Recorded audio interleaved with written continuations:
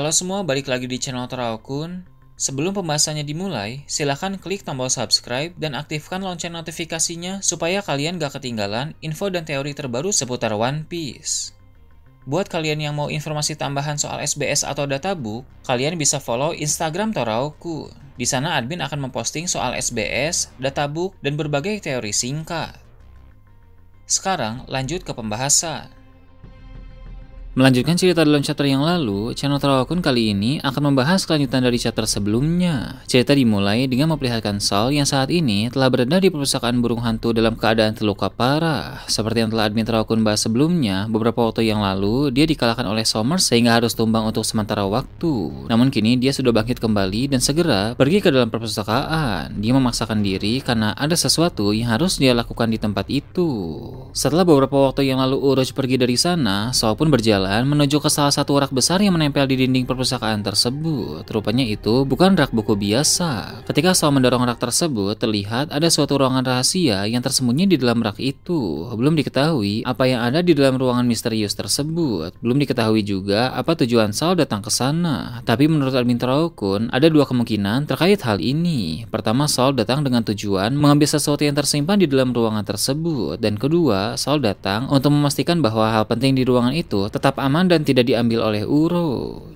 Dengan adanya ruangan rahasia di perpustakaan burung hantu, maka cerita menjadi semakin menarik karena ada berbagai hal di Elbaf yang belum terungkap hingga saat ini. Cerita di negeri para raksasa itu bukan hanya sekedar pertarungan dan kekacauan saja, melainkan juga ada misteri-misteri penting yang tentu akan menghebohkan bila mulai terungkap nanti. Berpindah ke tempat lain, diperlihatkan Luffy dan Loki. Mereka berdua saat ini sudah berada di dunia matahari dan sedang menaiki kapal awan untuk menuju ke area sekolah Walrus. Namun di tengah perjalanan, muncul sekelompok monster mimpi buruk yang sangat besar dan bisa terbang, seperti monster burung raksasa, monster naga, dan banyak monster yang lain. Luffy yang melihat itu pun menjadi kesal, karena meskipun dia bisa mengalahkan monster-monster itu dengan cepat, tapi tetap saja itu membuang-buang waktu. Si topi jerami itu sudah tidak sabar untuk bisa segera pergi ke area pertempuran utama. Luffy juga bingung mengapa makhluk-makhluk aneh tersebut seolah tidak ada habisnya, karena dari tadi dia dan Loki sudah sering bertemu dengan monster-monster itu dengan berbagai wujud. Untuk mengakhiri pertarungan dengan cepat, kali ini Luffy memutuskan berubah ke dalam mode Gear 5. Dia langsung melompat dari kapal awan ke udara, kemudian memakai suatu teknik untuk membuat salah satu lengannya menjadi sangat besar. Dengan lengan berukuran masif itu, Luffy melayangkan serangan yang bisa mengalahkan semua monster itu dengan sangat cepat sekaligus. Para monster itu hancur dan langsung bertumbangan, sehingga kapal awan pun bisa lewat dengan lancar.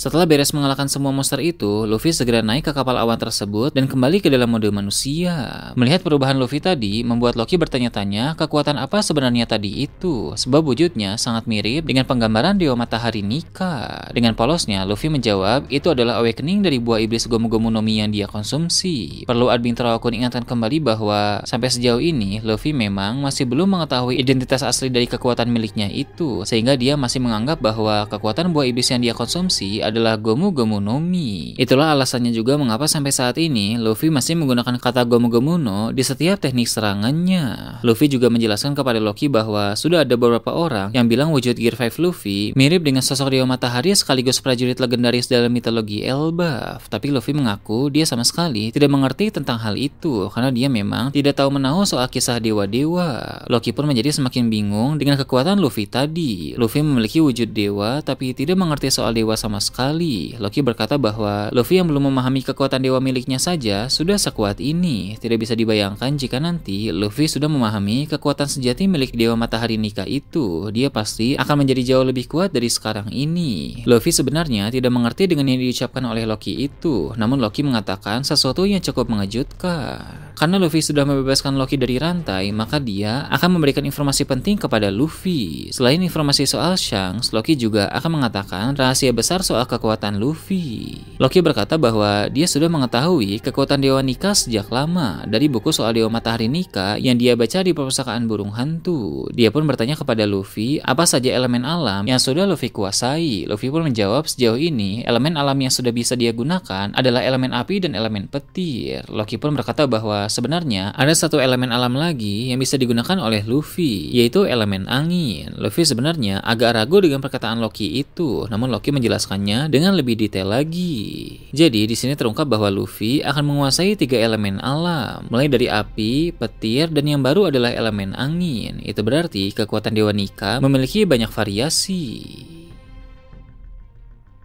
Berpindah ke tempat lain, diperlihatkan kembali Pulau Hachinosu. Seperti yang telah admin Taro-kun bahas sebelumnya, Shiryu tiba-tiba datang mengganggu duel Shanks melawan Kurohige, sehingga pertarungan di sana menjadi 2 lawan 1.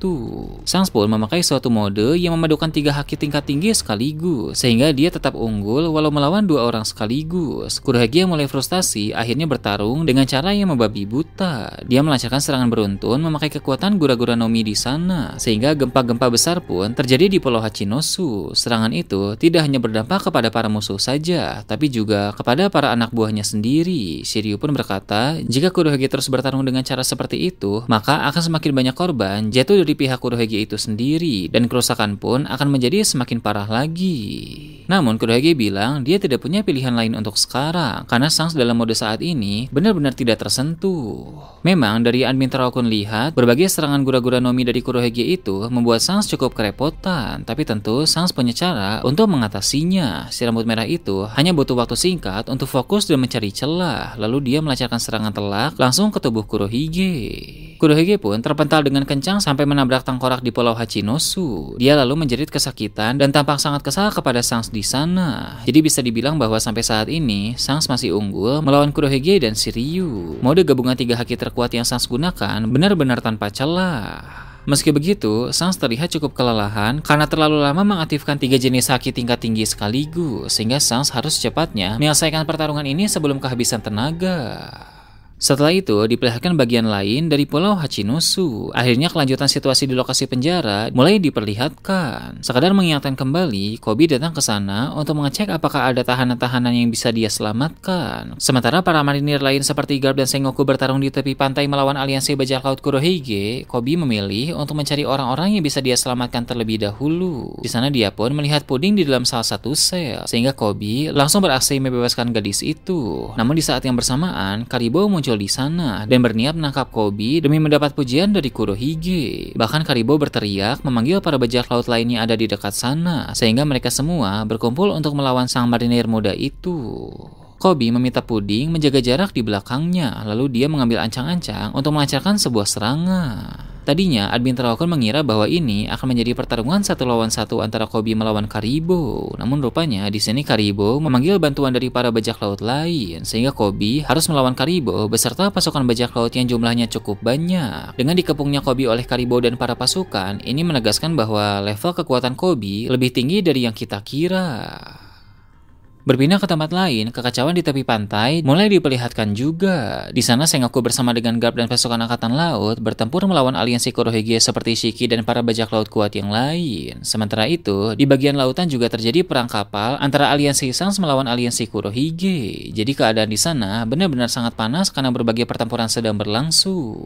Dari tadi, ternyata Garp juga tidak mengerahkan seluruh kemampuan yang dia miliki, karena dia masih dalam proses pemulihan dan sedang mengumpulkan energi. Admin Taro-kun memang sudah menduga bahwa sang pahlawan angkatan laut itu belum benar-benar pulih dari luka-lukanya beberapa hari yang lalu, karena serangan-serangan yang dilancarkan oleh Garp di sini tidak sekuat saat bertarung melawan Kuzen kemarin. Jadi, untuk melancarkan suatu serangan pamungkas, Garp harus mengumpulkan energi terlebih dahulu. Nah, saat ini diketahui bahwa energi yang dibutuhkan oleh Garp sudah cukup, sehingga Garp pun bilang kepada Sengoku bahwa dia akan memakai serangan yang sangat besar. Sengoku dan pasukan angkatan laut pun mulai menjaga jarak dengan Garp. Sementara itu, Garp juga mengukur agar serangannya nanti tidak mengenai aliansi Shanks yang ada di lautan. Posisi mereka juga cukup jauh dari tepi pantai Pulau Hachinosu, sehingga tak sulit bagi Garp untuk mengontrol serangannya itu.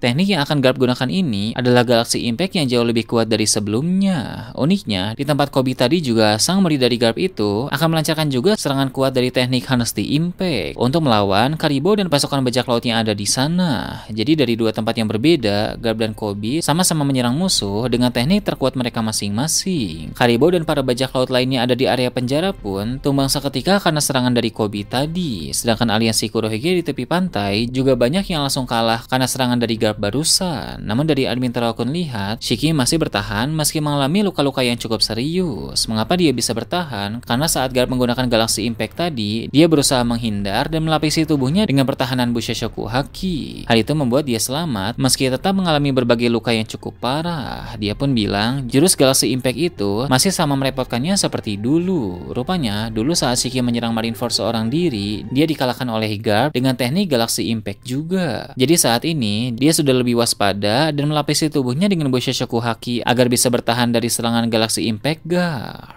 Beralih ke tempat yang berbeda, Pulau Egghead ditampilkan kembali. Agar kalian bisa memahami apa yang sedang terjadi di Pulau Egghead saat ini, admin Taro-kun akan menjelaskan secara singkat apa yang terjadi di pulau itu setelah insidennya terjadi kemarin. Di pulau masa depan itu sekarang ini, tampak ada pasukan marinir dan beberapa agen CP0 yang sedang berjaga di sana. Setelah kekacauan yang terjadi akibat bajak laut berjerami tempo hari, tentu pihak pemerintah dunia harus berhati-hati. Jadi mereka mengirim pasukan besar untuk melindungi Vegapunk York dan pulau tersebut. Saat ini, York sedang mempersiapkan sebagian Mother Flame untuk dikirim ke Marijoice atas perintah dari para Gorosei. Rupanya Im sama berniat untuk memakai senjata kuno Uranus lagi, walau belum diketahui tempat mana yang akan menjadi targetnya. Namun, tanpa York ketahui, salah satu marinir yang berjaga di sana adalah mata-mata dari pasukan revolusi. Orang itu pun segera mengabari Lindbergh bahwa York hendak mengirim sesuatu ke Marijoice, sehingga Lindbergh memahami itu pasti adalah Mother Flame. Posisi Lindbergh sekarang ini tidak jauh dari Pulau Egghead, karena dia memang diberi tugas oleh Dragon untuk menguasai pulau tersebut. Lindbergh bersama pasukan yang dia bawa pun segera mendekat dan memasuki Pulau Egghead untuk menggagalkan aksi pengiriman Mother Flame yang dilakukan oleh York. Dragon tahu bahwa misi untuk menguasai pulau tersebut cukup sulit dan berpotensi menimbulkan pertempuran besar. Maka dia telah memerintahkan 4 wakil komandan pasukan revolusi untuk menemani Lindbergh datang ke sana. Untuk mengingatkan kembali, struktur organisasi dalam pasukan revolusi memang terbilang sangat kompleks. Mereka tidak hanya memiliki komandan revolusi saja, tapi ada juga wakil komandan pasukan revolusi. Para wakil komandan ini pertama kali diperkenalkan dalam chapter 1083. Mereka adalah Ahiru, Uchiano, Gyamble, dan juga Jiron. Saat ini, 4 wakil komandan tersebut telah ikut bersama dengan Lindbergh atas perintah dari Dragon. Mereka pun akan bertarung di Pulau Egghead untuk melawan para marinir dan agen CP0.